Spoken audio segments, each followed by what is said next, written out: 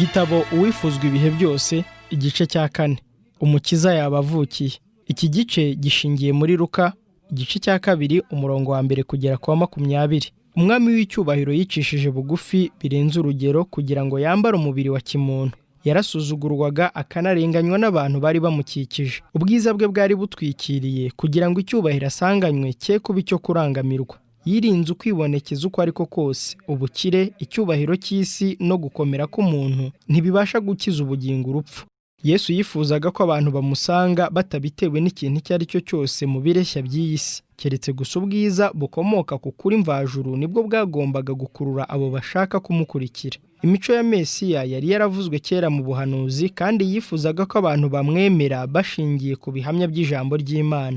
Abamarayika batangajwe na gahunda y'icyubahiro yo gucungura umuntu. Bitegerezanyaga amatsiko ngo barebe uko abantu b'Imana bazakira umwana wayo yambaye umwambaro wa kimuntu. Abamarayika baje mu gihugu cy'ubwoko bwatoranijwe, naho andi mahanga ahugiye mu by'imigani no gusenga ibigirwamana. Abamarayika baza mu gihugu cyahishuriwe icyubahiro cy'Imana ndetse kikamurikirwa n'umucyo w'ubuhanuzi. Baje i Yerusalemu bambaye ishusho itagaragara, baza basanga bahawe gusobanura inyandiko zera n'abagabura bo mu nzu y'Imana. Ndetse icyo gihe bageze ku mutambyi Zakariya, ubwo yakoraga umurimo w'imbere y'igicaniro, bamumenyesha ko kuza kwa Yesu Kristo kwegereje cyane nk'uko byari byarahanuwe.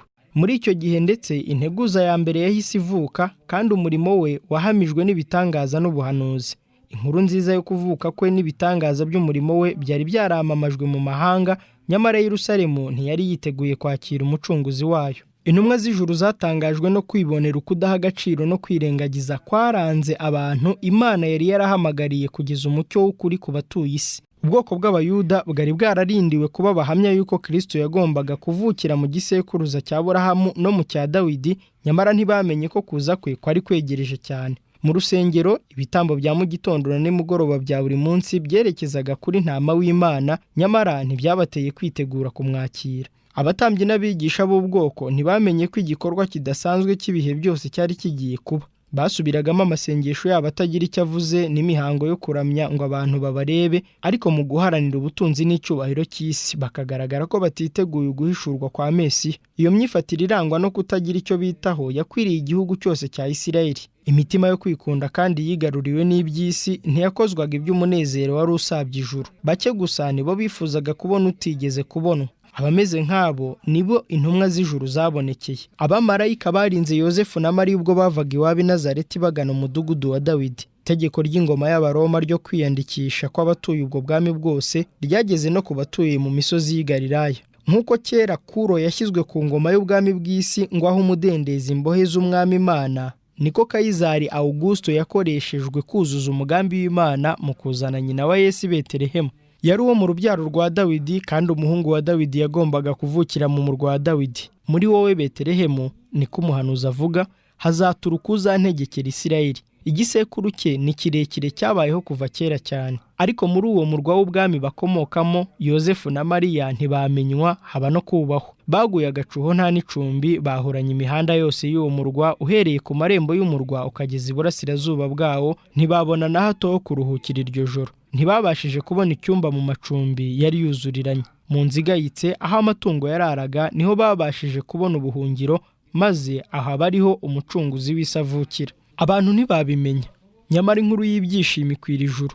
Bifite umunezero n'ubwuzu bwinshi, ibiremwa bitacumuye byashimishijwe no kuza muri iyi si biturutse mu isi y'umucyo. Isi yose yuzura umucyo wo kuza kwe. Hejuru y'imisozi y'i Betelehemu hari hateraniye abamarayika batabarika. Bari bategereje ikimenyetso ngo bamamaze inkuru nziza ku isi. Iyo abayobozi muri Isirayeli baza kugira ukuri mu byo bizera, bari kuba baramenyekanishije ibyishimo byo kwamamaza ivuka rya Yesu. Ariko dore ubu birabarenze. Imana iravuga iti, ngiye guha amazi abishwe n'inyota, ngiye kuvubura inzuzi ku butaka bwumagaye. Mu mwijima umucyo urasira intungane. Yesaya igice cya 44 umurongo wa 3. Ku bashakisha umucyo kandi bakawakirana umunezero, imyambi irabagirana ikomoka ku ntebe y'Imana izabamurikira. Mu misozi aho Dawidi yajyaga aragirira umukumbi, abashumba bari bakiri maso baragiye nijoro. Muri ayo masaha atuje baganira iby'umukiza wasezeranywe kandi basengera kuza k'umwami ngo yime ingoma ya Dawidi, nuko marayika w'umwami Imana abahagararira iruhande, ubwiza bw'umwami burabagirana bubagota impande zose.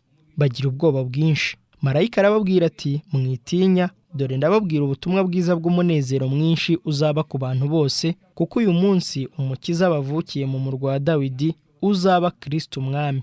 Bamaze kumva ayo magambo, abungeri buzuwemo intekerezo z'ubwiza n'icyubahiro. Umucunguzi yaje muri Isirayeli. Imbaraga, icyubahiro, kunesha nibyo biranga kuza kwe. Ariko marayika yagombaga kubategurira kubasha kumenya umukiza wabo waranzwe n'ubukene no kwicisha bugufi. Arababwira ati, iki nicyo kiri bubabere ikimenyetso, nuko muri busange umwana w'uruhinja yoroshwe imyenda y'impinja, aryamishijwe mu muvure w'inka. Intumwa y'ijuru yari ibamaze ubwoba, yari ibabwiye uko bari bubone Yesu. Kubera gusobanukirwa n'intege nke zabo z'umubiri, yari abahaye igihe ngo bimenyereze imirasire y'umucyo mvajuru. Bityo umunezero n'icyubahiro ntibyari kuba bikiri mu rwihisho. Ikibaye cyose cyari kimurikiwe n'umucyo mwinshi umurika uva ku ngabo z'Imana. Isi iratuza, maze ijuru ryunamira kumva indirimbo.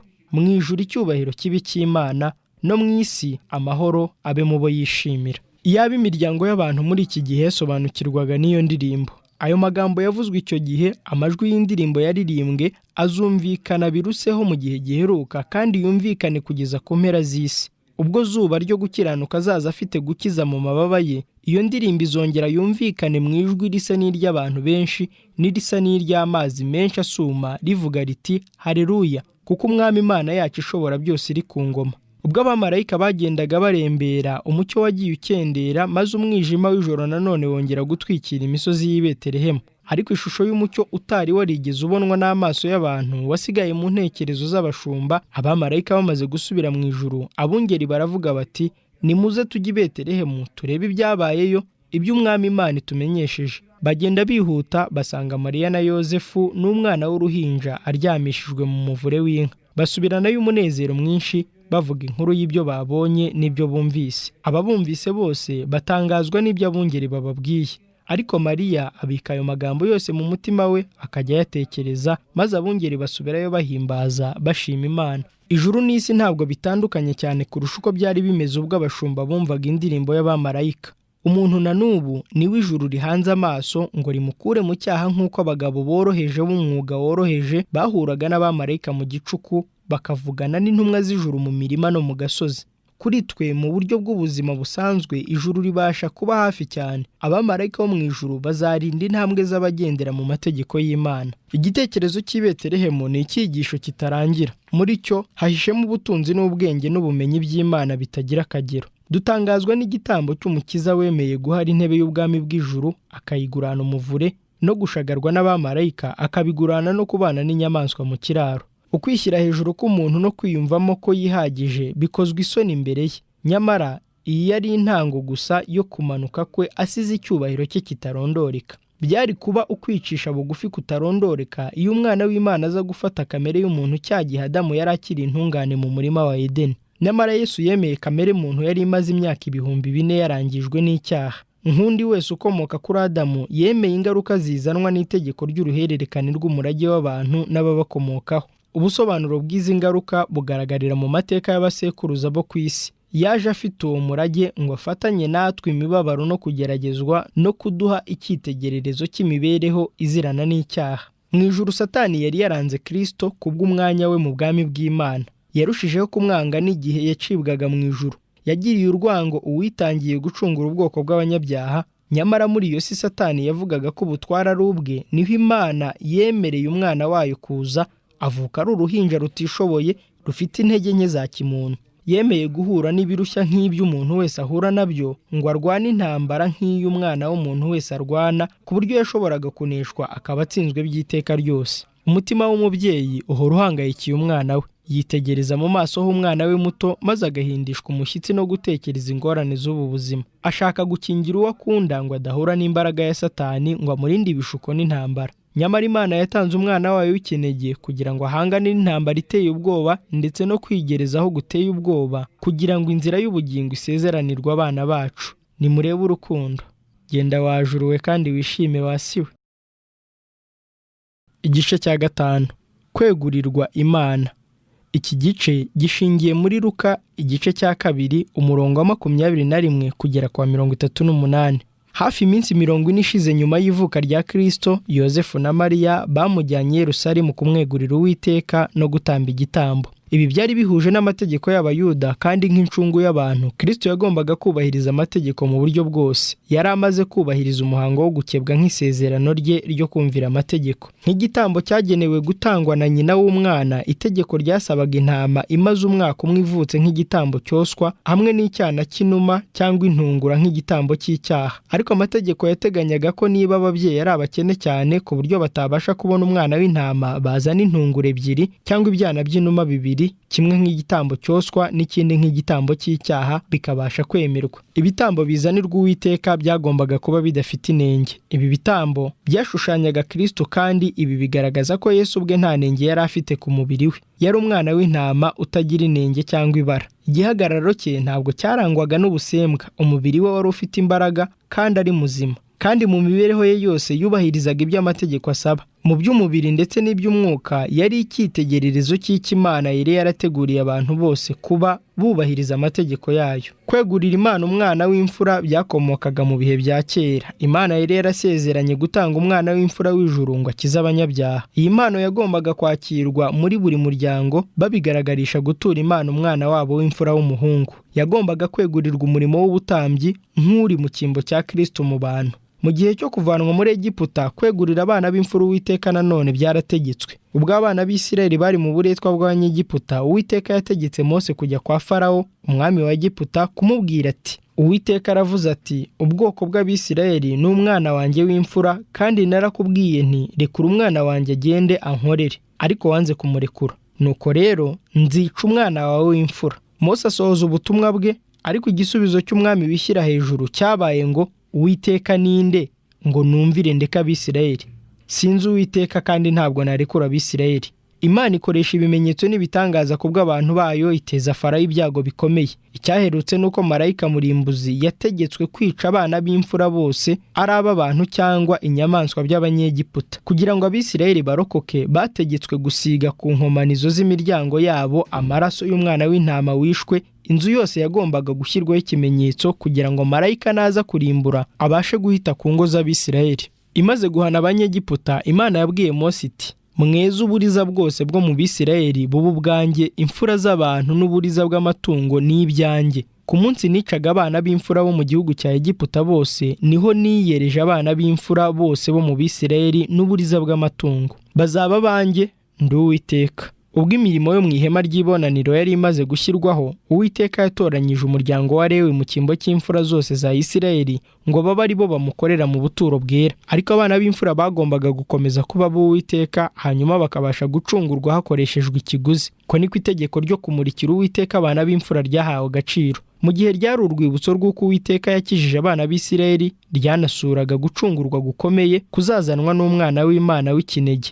Mbega ukuntu umuhango wo kwakiriza Yesu wari ufite ubusobanuro butangaje! Ariko umutambyi ntiyawusobanukiwe, ntiyabashije kumenya ibanga ryihishemo. Kumurikira abana Uwiteka wari umuhango usanzwe. Buri munsi umutambyi yakiraga amafaranga y'incungu uko abana bazanwaga kumurikirwa Uwiteka. Umunsi ku wundi yahoraga muri iyo gahunda y'umurimo we by'umuhango gusa, atitaye ku babyeyi cyangwa abana, uretse gusa igihe yabonaga ibimenyetso bimwereka ko abo babyeyi ari abakire cyangwa ari abantu bakomeye. Yosefu na Mariya bo bari abakene. Kandi ubwo bazanaga umwana wabo, umutambyi yabonye gusa umugabo n'umugore bambaye nk'Abanyegalilaya, bambaye imyambaro ya gikene. Nta kintu cyababonekagaho cyashobora gukurura ibitekerezo, kandi batanze gusa ituro ryategekewe abakene bo mu rwego rwo hasi. Umutambyi akora imihango ye nk'uko bisanzwe, aterura umwana mu biganza bye, amufatira imbere y'igicaniro.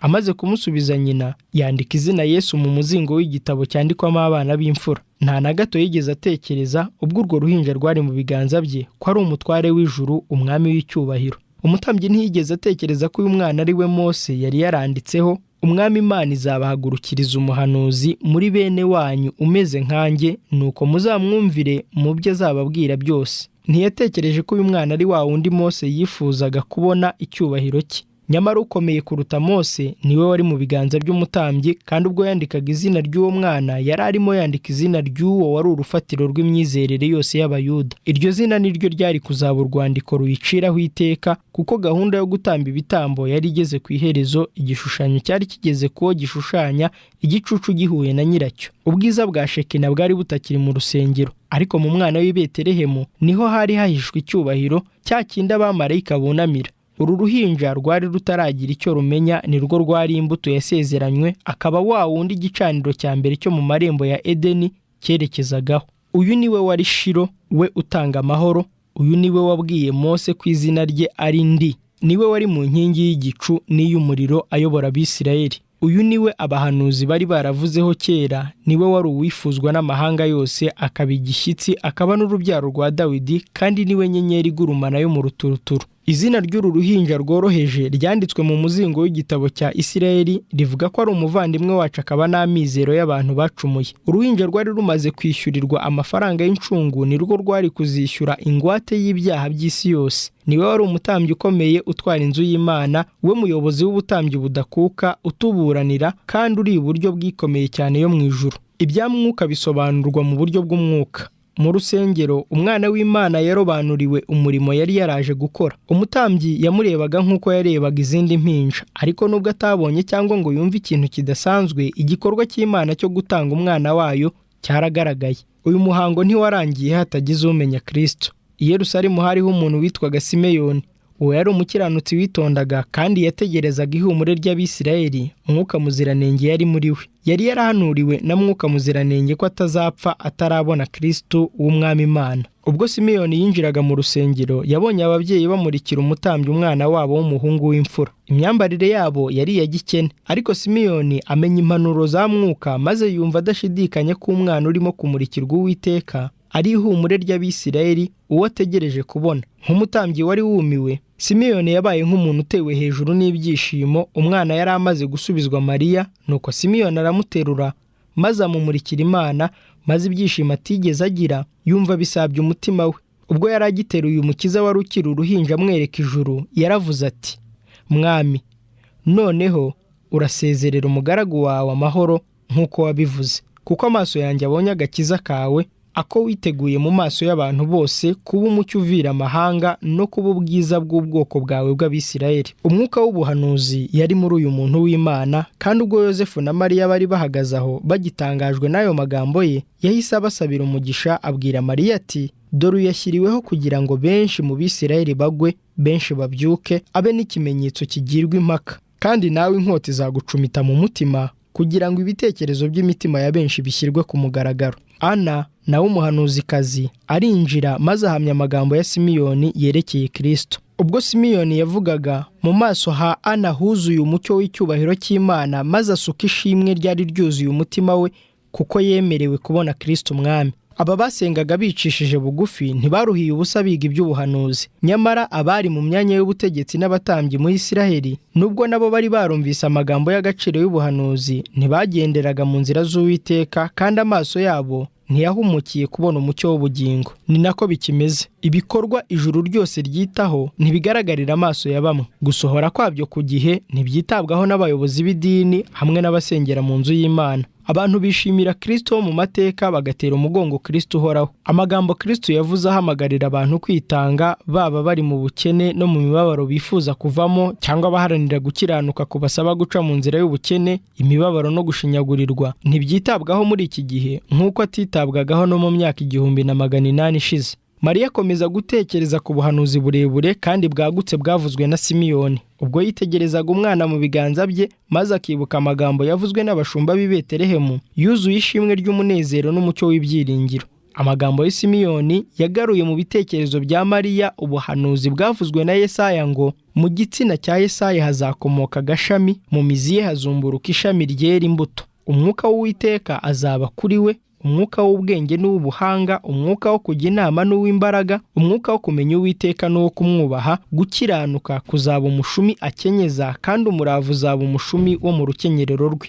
Gukiranuka kuzaba umushumi akenyeza, kandi umuravu uzaba umushumi wo mu rukenyerero rwe. Abantu bagendera mu mwijima babonye umucyo mwinshi. Abari batuye mu gihugu cy'igicucu cy'urupfu baviriwe n'umucyo. Nuko umwana yatuvukiye, duhawe umwana w'umuhungu, ubutware buzaba ku bitugu bye. Azitwa igitangaza, umujyanama, Imana ikomeye, Data wa twese uhoraho, Umwami w'amahoro. Nyamara Mariya yari atarasobanukirwa n'umurimo wazanye Kristo. Simeyoni yari yaramuhanuyeho ko ari urumuri rumurikira abanyamahanga, ndetse akaba icyubahiro cya Isirayeli. nicyo cyatumye abamarayika baramamaje kuvuka kwe nk'inkuru y'ibyishimo ku bantu bose. Imana yashakaga kugorora intekerezo zifunganye z'abayuda ku murimo wa Mesiya. Yifuzaga ko abantu bamubona atari nk'umucunguzi wa Isirayeli ahubwo nk'umukiza w'isi. Ariko imyaka myinshi igomba gushira mbere y'uko na nyina wa Yesu asobanukirwa n'icyamuzanye. Mariya yari ategereje kwimikwa kwa Mesiya ku ngoma ya Dawidi, ariko ntiyabona umubatizo w'imibabaro wagombaga kumuhesha ikamba. Binyuze muri Simiyoni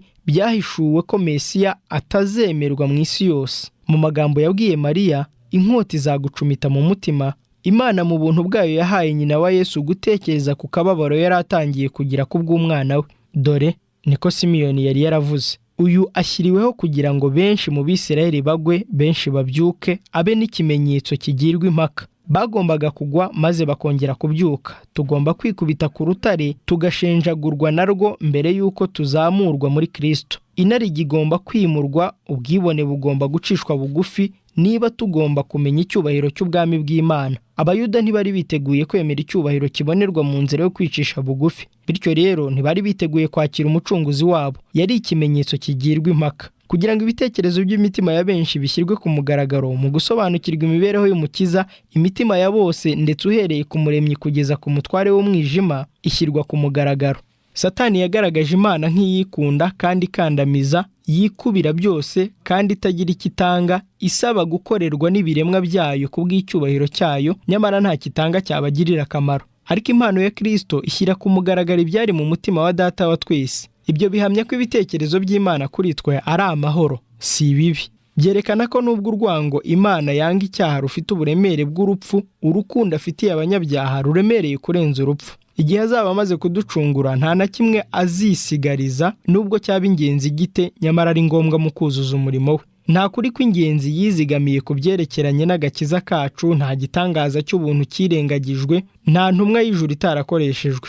Ubuntu bwongerewe ku bundi, impano ku zindi, ubutunzi bwose bw'ijuru bukinguriwe abishaka gukiza. Imaze gukusanya ubutunzi bw'isi yose maze igafungura isoko y'imbaraga idakama, byose yabishyize mu biganza bya Kristo. Iravuga iti, ibi byose ni iby'umuntu. Koresha izi mpano zose umwemeze ko nta rukundo rurenze urwanjye ku isi no mu ijuru. Umunezero we uruta iyindi azawubonera mu kunkunda. Ku musaraba i Karuvari, urukundo no kwikunda byahageze bihanganye amaso ku yandi. Imibereho ya Kristo yari iyo guhumuriza no gutanga umugisha, maze mu kumwica Satani yashyize ku mugaragaro uburemere bw'urwango afitiye Imana. Yerekanye ko impamvu yo kugoma kwe yari iyo guhirika ingoma y'Imana no kuyitsembaho binyuze muri uwo urukundo rwayo rwerekaniwemo. Binyuze mu mibereho n'urupfu bya Kristo, ibitekerezo by'abantu nabyo byashyizwe ahagaragara. Kuva mu muvuro ukagera ku musaraba, imibereho ya Kristo yaranzwe no guhamagarirwa kwitanga no kwita ku bandi mu gihe cy'umubabaro.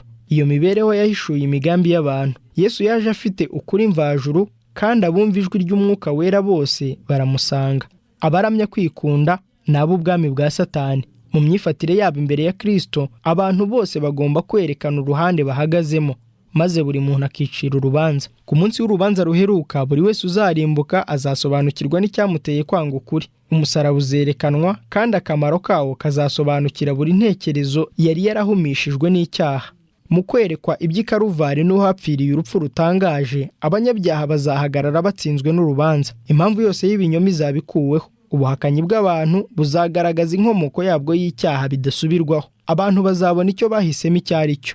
Ikibazo cyose cyerekeye ukuri n'ikinyoma muri iyi ntambara kizaba kimaze gusobanuka. Mu gucira iyi si urubanza, Imana izahagarara itakibarwaho urubanza rw'uko ariyo yemereye icyaha gukomeza gusagamba. Bizerekanwa ko amategeko mvajuru adafasha gukora icyaha. Ubuyobozi bw'Imana buzagaragara ko nta nenge bufite, kandi nta n'impamvu yo kwitandukanya nabwo. Ubwo ibitekerezo byose bizashyirwa ku mugaragaro, abumviye n'abagomye bazifatanya bavuge bati, Mugabe w'amahanga, inzira zawe ni izo gukiranuka n'ukuri. Mwami, ninde utazakubaha cyangwa ngo ye guhimbaza izina ryawe? Kuko imirimo yawe yo gukiranuka igaragajwe.